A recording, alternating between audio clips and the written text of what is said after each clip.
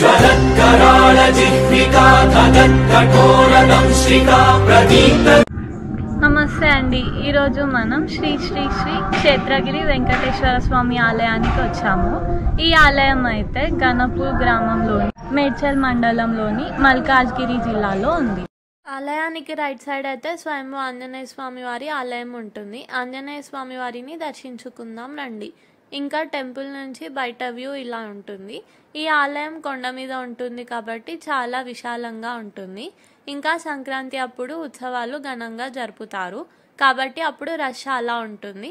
అలాంటి సమయంలో queue system కూడా ఉంది.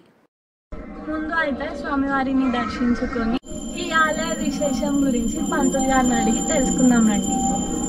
అలా ఆలయం లోపలికి వెళ్ళాక లెఫ్ట్ సైడ్ వెళ్తే చాలా ఆవులు కనిపిస్తాయి. అలా ఆవులతో కొంచెం సేపు పీస్ఫుల్గా టైం స్పెండ్ చేస్తే చాలా ప్రశాంతంగా అనిపిస్తుంది.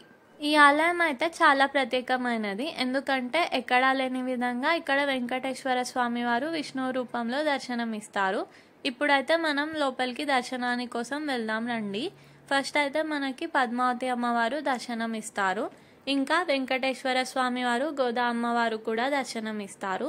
ఈ ఆలయం అయితే 375 సంవత్సరాల కాలం నాటి ఆలయం. ఆ పూలహారం వేసింది స్వామివారి స్వయంభూ విగ్రహం.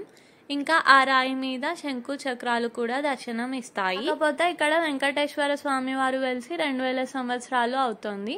వెంకటేశ్వర స్వామి వారి విగ్రహం వెనకాల స్వయంభూ పద్మావతి అమ్మవారు గోదాదేవి కూడా దర్శనం ఇస్తారు. ఇప్పుడైతే మనం గోదాదేవిని దర్శించుకుందాం. ఈ ఆలయం అయితే చాలా విశాలంగా ఉంటుంది.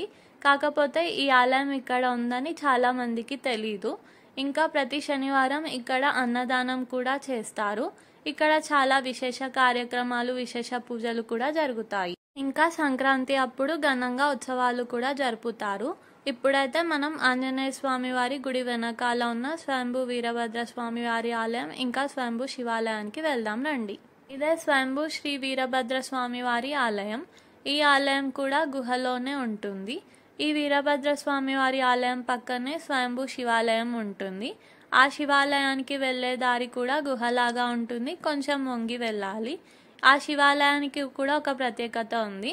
మనం శివుడిని దర్శించుకొని మధ్యలో నిలబడితే ఎంతటి పొడవున్న వాళ్ళకైనా పైనుంచి 1 ఇంచ్ మాత్రమే గ్యాప్ వస్తుందట. చాలా ప్రత్యేకం కదూ. ఇలాంటి మరిన్ని ఆలయ విశేషాలను మేము ముందుకు తీసుకొస్తాను. మీరైతే మన ఛానల్ని సబ్స్క్రైబ్ చేసి ఈ వీడియోని లైక్ చేసి షేర్ చేయండి. Thank you.